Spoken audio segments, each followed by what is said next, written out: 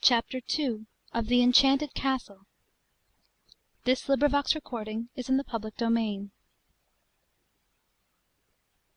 Enchanted Castle. Fairy Tales from Flowerland. By Hartwell James. Chapter II. The Fair Maids of February. The frail snowdrop born of the breath of winter. Barry Cornwall. A great many years ago, when Adam and Eve were turned out of Eden for their disobedience, Eve looked out over the bare and desolate earth and wept for the beauty she had lost. Before this it had always been summer time. The sun had always shone, and Eve had breathed the fragrance of the flowers day after day, and gathered them at her own sweet will. But now it was winter, and all was changed. The trees stood bare and leafless. No birds sang in their branches. No sweet blossoms raised their heads to catch the sun's warm rays. The skies were gray and cheerless, and ever the soft white snow kept falling silently, like the footsteps of angels descending upon the earth. But the good God in heaven saw Eve sit weeping, and looked down on her with pitying eyes, and turned to one of the bright angels who stood by, ready to do his bidding. He said, "See how yonder poor woman sits weeping. Go swiftly, and do what thou canst to comfort her." And the angel spread her wings, and sped earthward with the falling snow. "Tell me why thou weepest," she said, as she placed her hand gently upon the head of the weeping woman.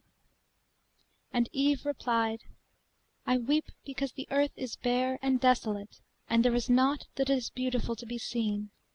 I pray thee tell me, if thou canst, where are the flowers that I love so well?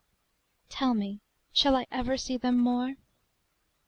The angel smiled, and stretching out her hand to catch the falling flakes of snow, said, "Is not this beautiful? So white, so pure, so gentle! It is the covering which your heavenly Father, in his great love, spreads over the cold earth." And even as she spoke, the snowflake in her hand took form, and budded and blossomed into a pure white flower, which hung its dainty head, and trembled, as if afraid to look upon the world into which it had been born. Then Eve dried her tears, and broke forth into smiles, as the angel handed her the frail blossom, saying, "It is a snowdrop. Take it, Eve, for it is a promise of better things to come. Never again doubt your Father's love.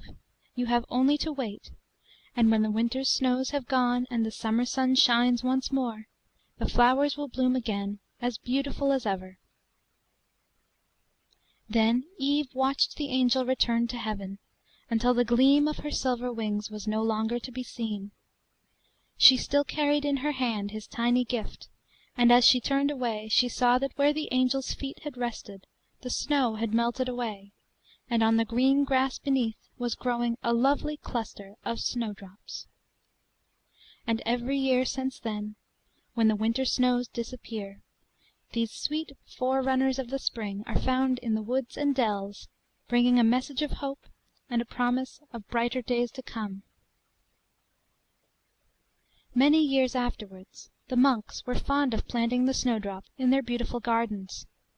Not only did it teach them a lesson of faith and trust, but its sweet white blossoms were regarded as an emblem of purity, and poets have always loved to sing the praises of this, the earliest flower of spring. End of chapter 2.